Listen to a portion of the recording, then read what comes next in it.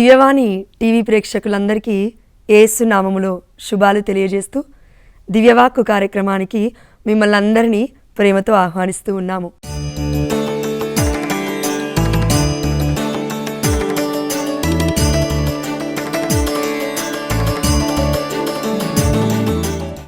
యేసయ్య రక్తము గురించి ఈరోజు మనం మాట్లాడుకోబోతున్నాము.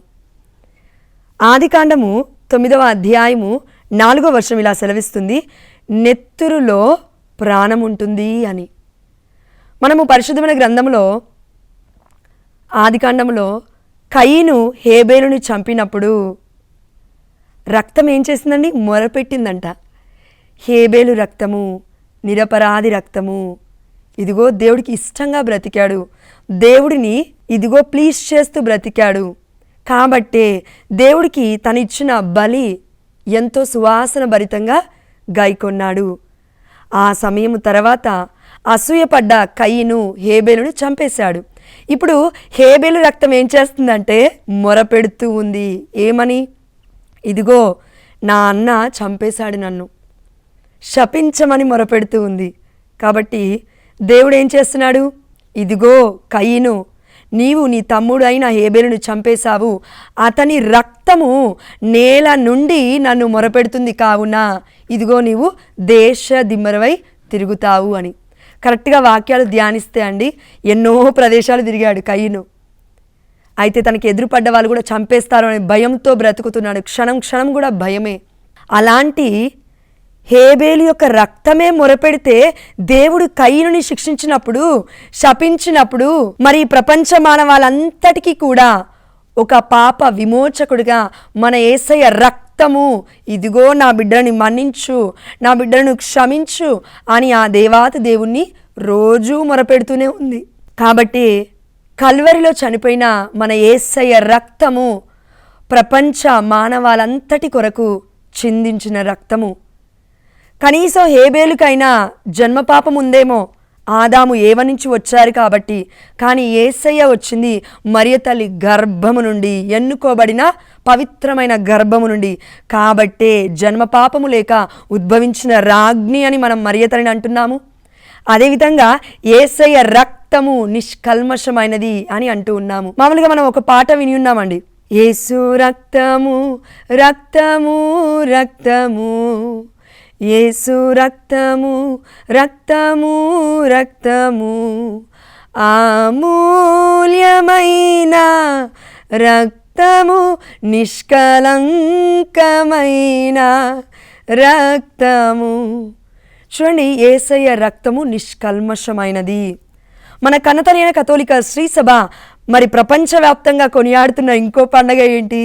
మరియ తల్లి పండుగ, నిష్కలంకమాత పండుగ. అందుకే ఆ తల్లి గర్భము నుండి ఒక పిండము అనేది వచ్చింది, ఆ తల్లి గర్భములో ఏర్పడింది. ఎలా ఏర్పడుతుందండి పిండము? రక్తపు ముద్దగా. దాని తర్వాత పరిమితి చెందుతూ నెలలు తర్వాత 9 months తర్వాత డెలివరీ అవుతుంది. అంటే ఏంటి? నిష్కలంకమైన రక్తము యేసయ్యది. ఆ రక్తము ఎక్కడి నుంచి వచ్చిందంటే పరలోక రాజ్యం నుండి యావే ప్రభు పంపించాడని లేదు, కానీ దేవుడు ఎన్నుకున్నాడు మరియ తల్లిని అని ఉంది. అదేవిధంగా ఇదిగో ఈనాడు మన కనతలేని కథోలిక శ్రీసభ మార్చ్ 25వ తారీఖున మంగళవార్త మహోత్సవాన్ని కొనియాడుతూ ఉంది. అంటే చూడండి, ఈరోజు మార్చి 25న అనుకుంటే మంగళవార్త మహోత్సవం అనుకుంటే, డిసెంబర్ 25వ తారీఖున మనం యేసుప్రభువు వారి యొక్క జన్మదినోత్సవాన్ని కొనియాడుతున్నాము. కరెక్ట్గా 9 months గ్యాప్ ఉంది. అందుకే మన కనతలేని కథోలిక శ్రీసభ మనకేం బోధిస్తుందంటే క్యాథలిక్ ట్రెడిషన్లో ఉన్న ఎన్నో పరమసత్యాలను బోధిస్తుంది. మరి ఈ యొక్క రక్తము ఎక్కడి నుంచి వచ్చింది? మొట్టమొదటి ఆదికాండంలో మనం చూసామా అండి ఎక్కడన్నా? దేవుడు ఆదాముని ఏవని ఏర్పరిచిన తర్వాత రక్తాన్ని పెట్టాడు, లేదంటే రక్తాన్ని ప్రవహింపజేశాడు అని డైరెక్ట్ వాక్యం ఎక్కడన్నా ఉందా ఆదికాండంలో? లేదు. కానీ హెబ్రీలకు రాసిన లేఖ 9వ అధ్యాయం 22వ వచనం ఒకసారి చూడండి. నిజమునకు ధర్మశాస్త్రమును అనుసరించి దాదాపు సమస్త వస్తువులను రక్తముచే శుద్ధి చేయబడును. పాత నిబంధనలో యాజకుల దగ్గరైనా కానివ్వండి, లేకపోతే అక్కడ ఉన్న పెద్ద ఎవరైనా ఉంటే అక్కడ దేవుడికి బలి అర్పించేటప్పుడు ఆ యొక్క బలిపీఠం మీద కోడెల రక్తాన్ని, దూడల రక్తాన్ని, అక్కడ జంతువుల రక్తాన్ని బలి ఇచ్చేవారు, బలి అర్పించేవారు వారి యొక్క పాప పరిహారార్థ బలిగా. అంటే ఫర్ ఎగ్జాంపుల్ ఇప్పుడు పాపం చేసామనుకోండి, ఆ పాప స్థితిని బట్టి దాని యొక్క పరిమాణాన్ని, అంటే మనకు అనిపిస్తుంది కదా వామ్మో ఇది ఘోరమైన పాపము, అలా దాన్ని బట్టి దూడెనా కోడెనా ఇచ్చేవారు. లేదంటే చిన్న పాపం అనుకోండి పావురాన్ని అర్పించేవారు. అంటే ఏంటి, మన పాపాన్ని బట్టి ఆ యొక్క బలిగా ఇచ్చే జంతువు యొక్క పరిమాణము కూడా పెరుగుతుంది. కానీ చూడండి, పాత నిబంధనలో ఎన్ని జంతువులను అర్పించినా కూడా యావే ప్రభువుకు ప్రీతికరంగా లేదంట. ఎందుకంటే మనము ఈ లోకంలో ఉన్న మనము పాపాలు చేస్తూనే ఉన్నాము. అయితే ఎందుకంటే ఈ యొక్క మానవాళంతటికీ కూడా ఏ జంతువు కూడా మనకి అధికారుడిగా దేవుడు నియమించలేదు.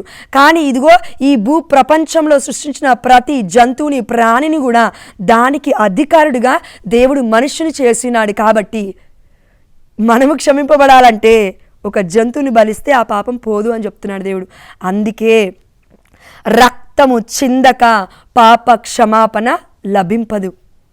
పాత నిబంధనలు రోజు 1, రోజు 2, రోజు 3 ఇలా ఎన్ని జంతువులు అర్పించాలండి వాళ్ళు? ఇంకా ప్రపంచవ్యాప్తంగా జంతువులే ఉండవు కదా.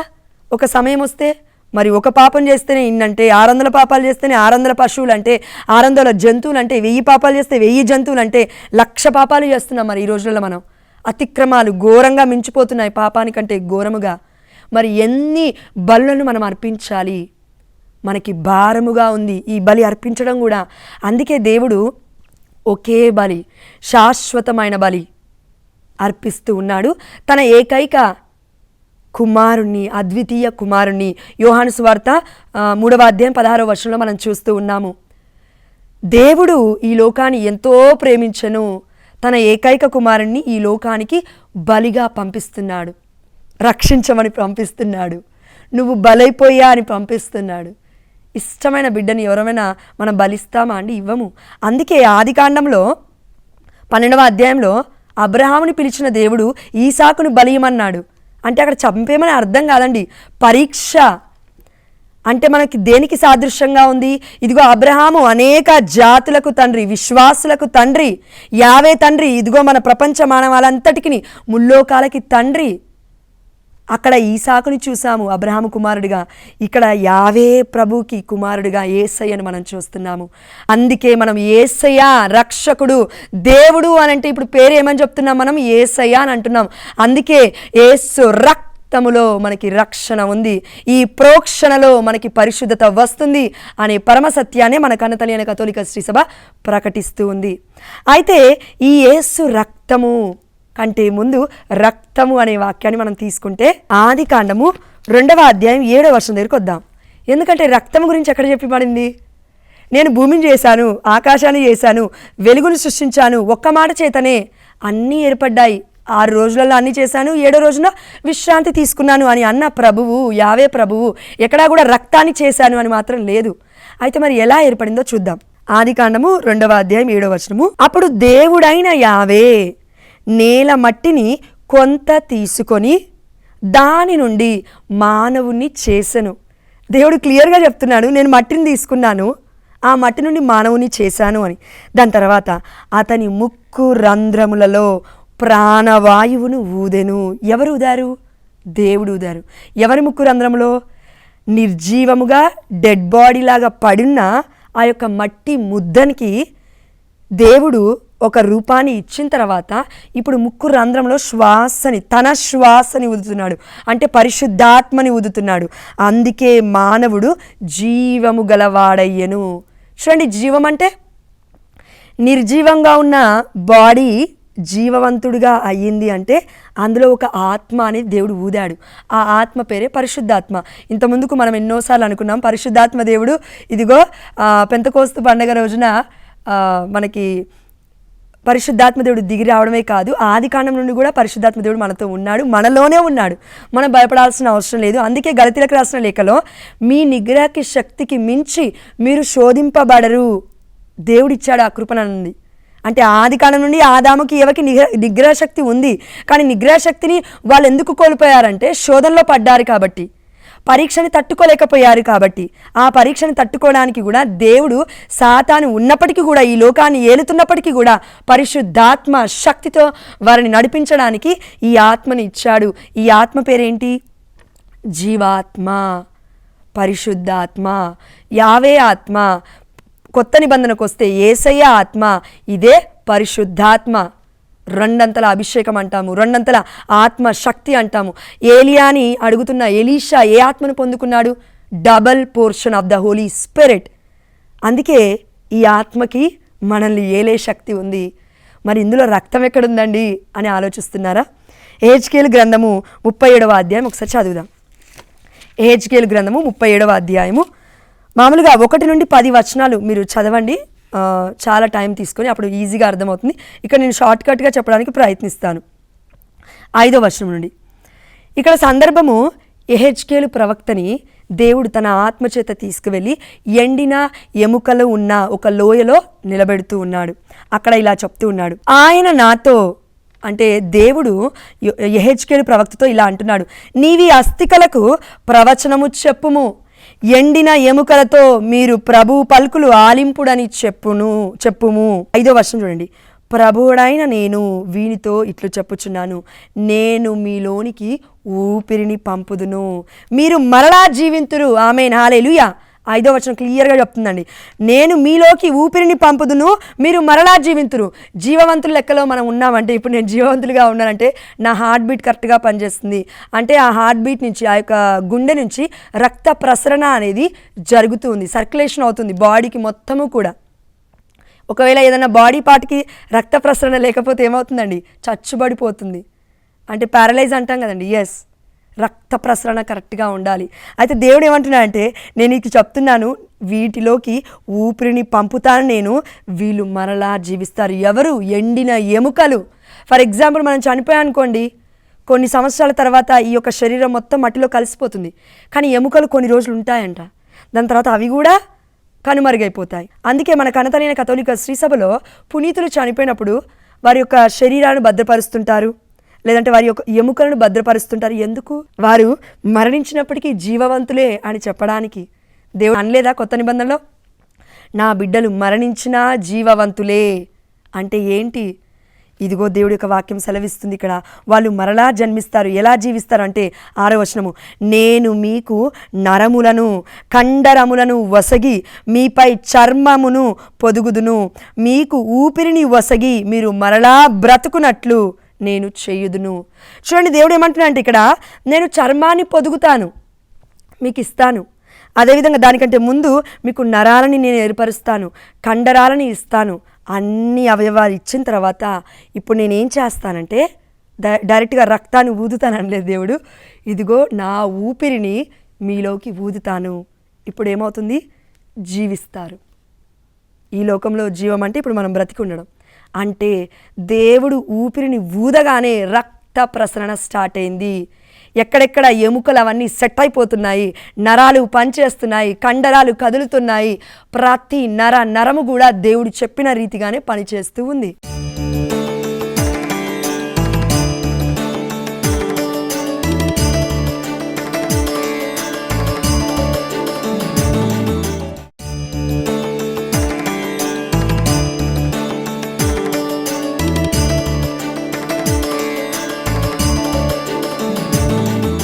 ఈ రోజులలో హాస్పిటల్కి వెళ్ళి మనం డాక్టర్ని అడిగామనుకోండి, ప్రతి అవయవానికి ఏదైనా ప్రాబ్లం ఉందని చెప్పామనుకోండి, దాదాపు సంవత్సరం పడుతుండొచ్చండి ఒక్కొక్క బాడీ పార్ట్కి ఎక్స్రే తీసి ఎక్కడ ఏ ప్రాబ్లం ఉందో చెప్పడానికి.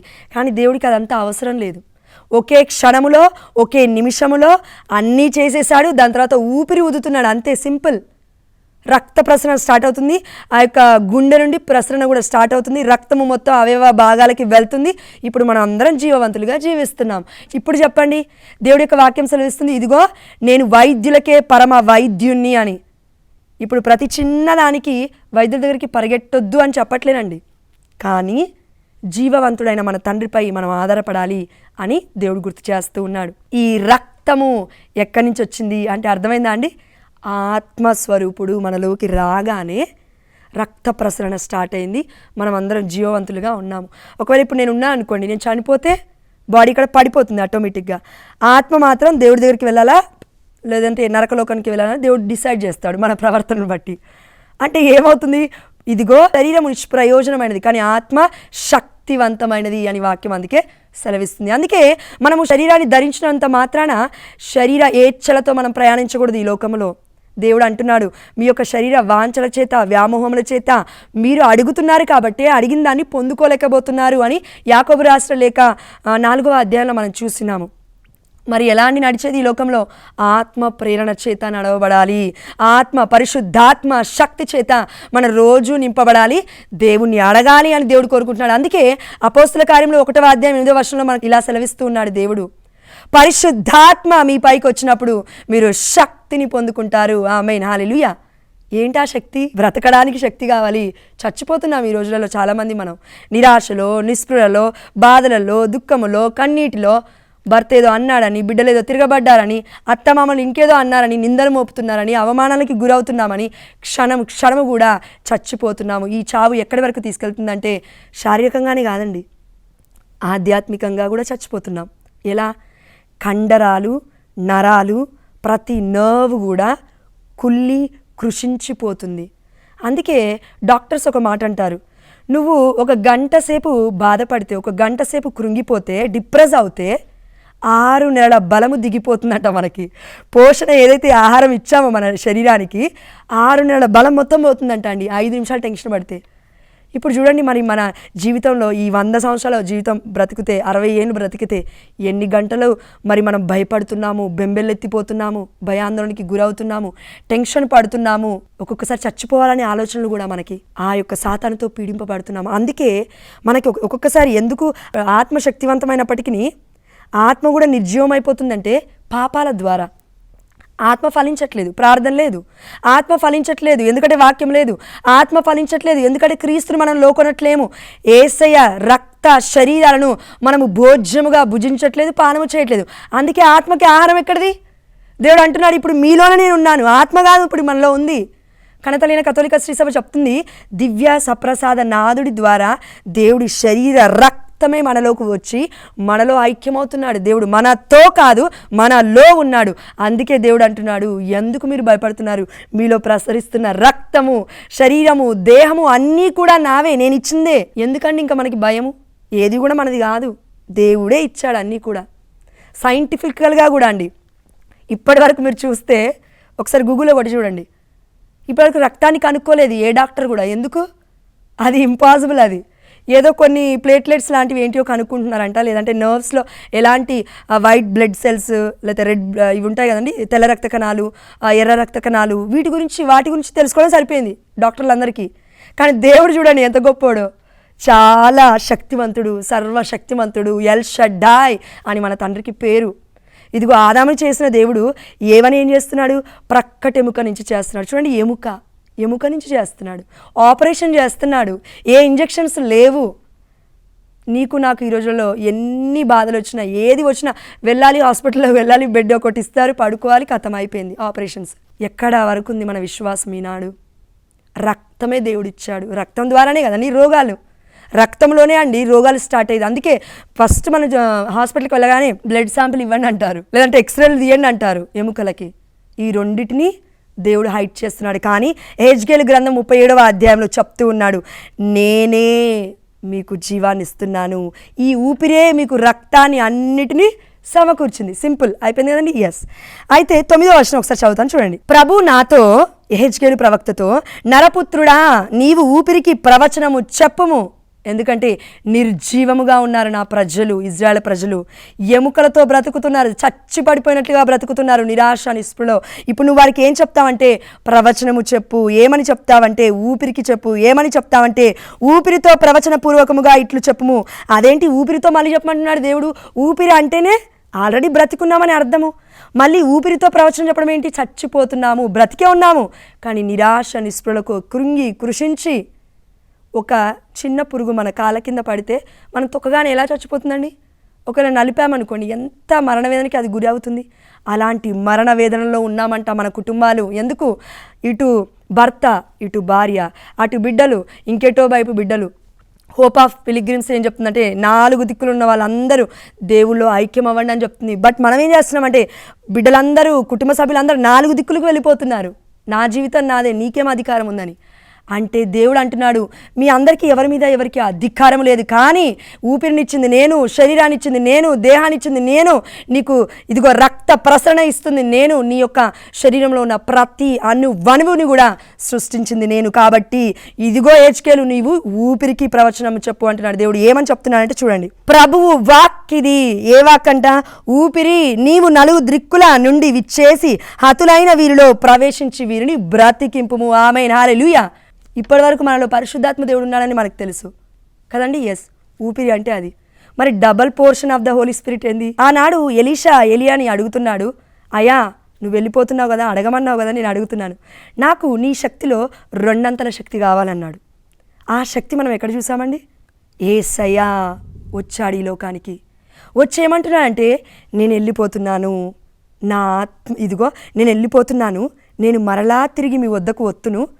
యోహాను సువార్త 14వ అధ్యాయం 15 నుండి 20 వచనాలు ఒకసారి చదవండి. అక్కడ ఏమనుంటుందంటే, నేను వెళ్తున్నాను కానీ నేను మరలా తిరిగి వత్తును, నేను మిమ్మల్ని అనాథలుగా విడిచిపెట్టను, కానీ ఆత్మ మీ పైకి వచ్చినప్పుడు మీకు సమస్తాన్ని ఎరుకపరుస్తుంది అంటున్నాడు దేవుడు. ఏ ఆత్మ? 2 అంతల ఆత్మ అభిషేకము మీ మీదకి వచ్చినప్పుడు ఎవరు ఈ ఆత్మ అనేది మీకు వివరిస్తుంది. యేసే ఆత్మ ఉన్నాడు, సత్యస్వరూపియగు ఆత్మ యేసయ్య. యేసయ్యకి పేరు కదండి, అవును, ఆత్మస్వరూపుడు యేసయ్య. కాబట్టి అక్కడ భయపడుతూ గదిలో దాక్కున్న ప్రజలకి, గడగడా వణుకుతూ పిరికితనంలో ఉన్న వారికి, అమ్మో మా పరిస్థితి ఏంటి, ఇప్పుడు యూదులు యేసయ్యని చంపేశారు, ఇక మమ్మల్ని కూడా చంపేశారు వణుకుతున్నారు. ఆ సమయంలో కేవలం వాళ్ళకి ఒకే ఆత్మశక్తి అనుకోకండి, double portion of the Holy Spirit వచ్చింది. కాబట్టి భూ దిగంతముల వరకు మీరు నాకు సాక్షులై ఉంటారు అని దేవుడు చెప్తున్నాడు. అందుకే వారికి వెళ్ళండి, ప్రకటించండి, మీరు నాకు సాక్షులుగా జీవించండి అని. ఇది కేవలం ఒక్క ఆత్మశక్తి కాదు, యావే ప్రభు యేసయ్య ఆత్మ. అందుకే యావే ప్రభు పరలోక రాజ్యములో శరీరము లేదు, కాబట్టి ఈ లోకానికి యేసయ్య రూపంలో మరియ తల్లి గర్భాన ఉదయించాడు.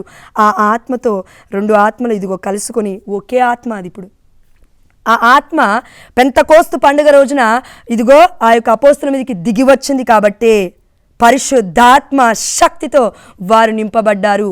వారందరూ పరిశుద్ధాత్మతో నింపబడిరి అని వాక్యం సెలవిస్తుంది. అపోస్తుల కార్యములు 2వ అధ్యాయం 4వ వచనంలో. ఇది double portion of the Holy Spirit. అందుకే పేతురు భయపడలేడు చచ్చిపోవడానికి కూడా, పౌలు భయపడలేదు చచ్చిపోవడానికి కూడా. కాబట్టి ఎందుకు అపోస్తులందరూ, ఇప్పుడు ఉన్న పునీతులందరూ ఎందుకు వారి మరణాన్ని కూడా పక్కకు పెట్టేసి దేవుడి కోసం ప్రకటించారంటే, ఉన్నది నార్మల్ సీదా సాధారణమైన ఆత్మశక్తి కాదండి, ఇది 2 అంతల ఆత్మ అభిషేకము. ఒక్కొక్కసారి మనం పడిపోతుంటాము, దేవుడు లేపుతుంటాడు అలా, అది మనకే అర్థం కాదు ఎలా జరుగుతుంటుందో కూడా. అందుకే మన ఆత్మ ఒకటి, దేవుడి ఆత్మ మనలో ఐక్యమైంది, ఇది మనం గుర్తుపెట్టుకోవాలి. కాబట్టి చివరిగా అండి, లేవియా కాండము 17వ అధ్యాయం 10వ వచనం ఒకసారి చూద్దాము. ఇక్కడ చూడండి, ఇజ్రాయేలీలు కానీ వారితో వసించు పరదేశులు కానీ నెత్తుటిని అంటే నెత్తురిని భుజింతురేని నేను విముఖుడనై వారిని శిక్షించి సమాజము నుండి వెలివేదును. దేవుడు ఏమంటున్నా అంటే, ఆదికాండం 9వ అధ్యాయం 4వ వచనంలో నెత్తురులో ప్రాణం ఉంటుంది. అయితే లేవియాకాండం 17:10లో దేవుడు ఏమంటున్నా అంటే, మీరు రక్తముతో భుజిస్తే ఇదిగో నేను వారిని విముఖులను చేస్తాను, ఇదిగో వారిని భక్త సమాజమును నేను వెలగొడతాను అంటున్నాడు దేవుడు. ఇక్కడ దేవుడు ఏం చెప్తున్నాడు? పశువులది, జంతువులది రక్తము ముట్టకూడదు అన్నాడు. అవునా? ఎస్, ముట్టకూడదు. ఈ మాట అన్న దేవుడు యోహాను సువార్త దగ్గరికి ఒకసారి రండి, 6వ అధ్యాయము 53వ వచనం ఒకసారి దగ్గర రండి. ఎందుకు కనతలియన కథోలిక శ్రీసభ ఇంత ఘనంగా మొత్తుకుంటుంది? ఎందుకు కనతలియన కథోలిక శ్రీసభ చర్చికి రమ్మంటుంది?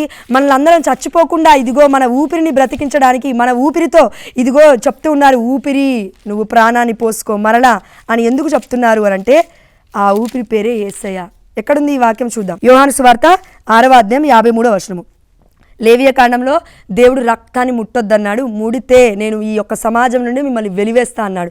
ఇప్పుడు దేవుడు ఏం చెప్తాడు చూడండి. యేసు వారికి, మీరు మనుష్య కుమారుని శరీరమును భుజించి రక్త రక్తమును త్రాగినని తప్ప మీలో జీవం ఉండదని మీతో నిశ్చయముగా చెప్పుచున్నాడు. చూడండి, దేవుడు కళాఖండిగా చెప్తున్నాడు, రూఢిగా చెప్తున్నాడు.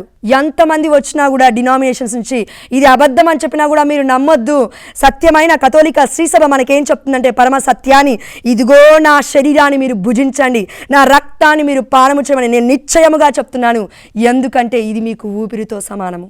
చచ్చిపోతున్నారు, మీకు మరలా నేను బ్రతికిస్తున్నాను, ప్రవచనాన్ని ఇస్తున్నాను. మీరు బ్రతకాలంటే ఇదిగో నా రక్తాన్ని శరీరాన్ని భుజించి పానము చేయండి అని దేవుడు చెప్తున్నాడు.